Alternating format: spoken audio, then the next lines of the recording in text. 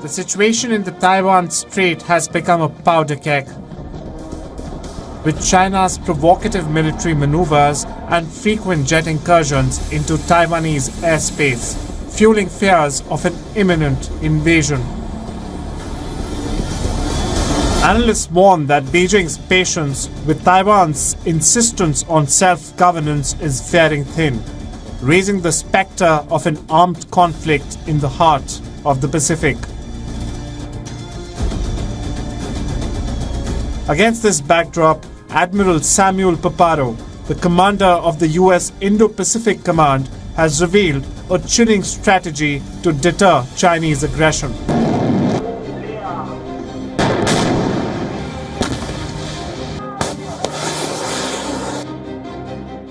Dubbed Hellscape, the plan involves unleashing a massive swarm of unmanned systems, surface vessels, submarines, and aerial drones to engage and overwhelm invading Chinese forces the moment they cross the Taiwan Strait. This audacious strategy underscores Washington's commitment to defending Taiwan and deterring Chinese expansionism. By leveraging the power of autonomous systems, Paparo aims to create a formidable first line of defense, one that could distract and disrupt Chinese forces long enough for the US and its allies to mobilize a more substantial response.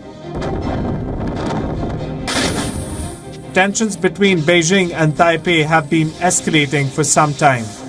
China claims Taiwan as a breakaway province and has never ruled out using military force to achieve unification. The inauguration of Taiwan's new pro-democracy president, Lai Ching-te, further strained relations. Bureau Report, WION, World is One. The United States appears to be working on a strategy to stop any Chinese attempt to overtake Taiwan. The plan is straightforward. If mainland China invades Taiwan, it could face a powerful unmanned force intended to overwhelm its military and buy time. This strategy, known as the Hellscape strategy, was articulated by the senior U.S. admiral. The comments come days after China launched two-day military drills following the swearing-in of the new Taiwanese president, whom China believes is a separatist. Beijing has progressively intensified calls for what it calls a reunification of Taiwan with the Chinese mainland and has been signaling that an invasion is inevitable. It's important to note in this context that the relationship between Taiwan and the United States is unofficial and informal and is governed by the Taiwan Relations Act. Taiwan Relations Act is designed to maintain ambiguity and does not state if the USA will or will not intervene militarily if the PRC attacks or invades Taiwan. Under the Act, the U.S. is obligated to sell arms of a defensive character to Taiwan. On his part, U.S. President Joe Biden has hinted that his country would aid Taiwan's military in case of an invasion, a prospect likely to snowball into a bigger U.S.-China conflict involving Washington's regional allies. This makes it imperative for the U.S. military to devise strategies to counter the Chinese forces in the Taiwan Strait. Admiral John Aquilino, former commander of the Indo-Pacific Command, Indo-PACOM, originally coined the term Hellscape in August 2023 at the Emerging Technologies for Defense Conference and Exhibition. The concept conceives a battleground teeming with tens of thousands of unmanned ships, aircraft, and submarines operating together to engage numerous targets across the expansive reaches of the Western Pacific. General Wilsbach had also argued that it would be more appropriate to deploy attritable unmanned aircraft against China rather than high-end stealth fighter jets such as F-35s or F-22s.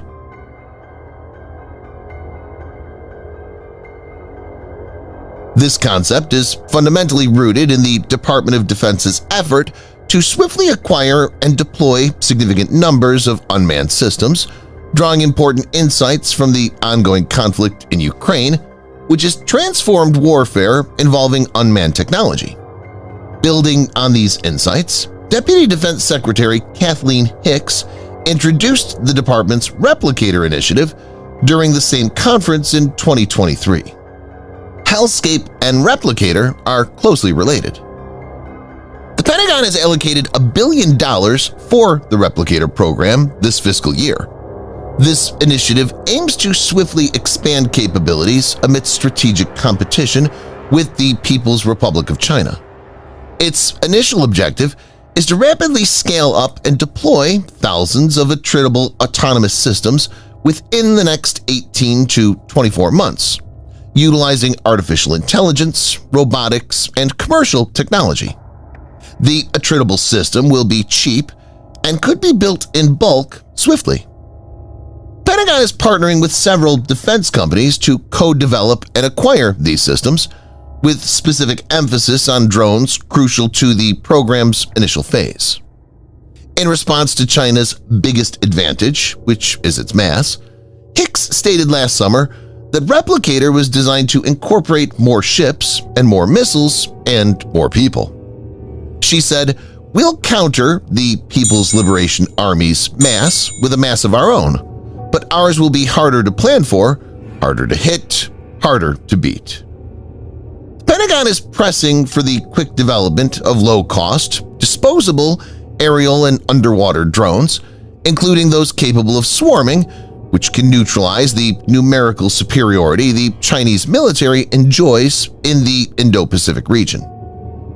According to remarks made last year by Admiral Samuel Paparo, the outgoing commander of Indo-PACOM, United States Indo-Pacific Command, U.S. unmanned capabilities will be an asymmetric advantage. For example, attritable systems could exhaust China's formidable anti-access area denial A2AD systems. A senior U.S. naval commander, Admiral Samuel Paparo, discussed potential American actions in the event of a Chinese invasion of Taiwan. While the U.S. maintains a policy of ambiguity regarding Taiwan's defense, Paparo highlighted a plan called Hellscape, aimed at deterring China by demonstrating the severe consequences it would face. This plan involves deploying unmanned ships, drones, and submarines to encircle Taiwan, buying time for a robust response from the U.S., Taiwan, and regional allies.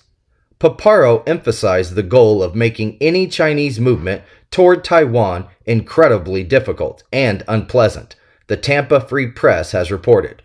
The U.S. is investing heavily in drone and unmanned ship technology through programs like Replicator, drawing inspiration from innovations seen in conflicts like the Russia-Ukraine war.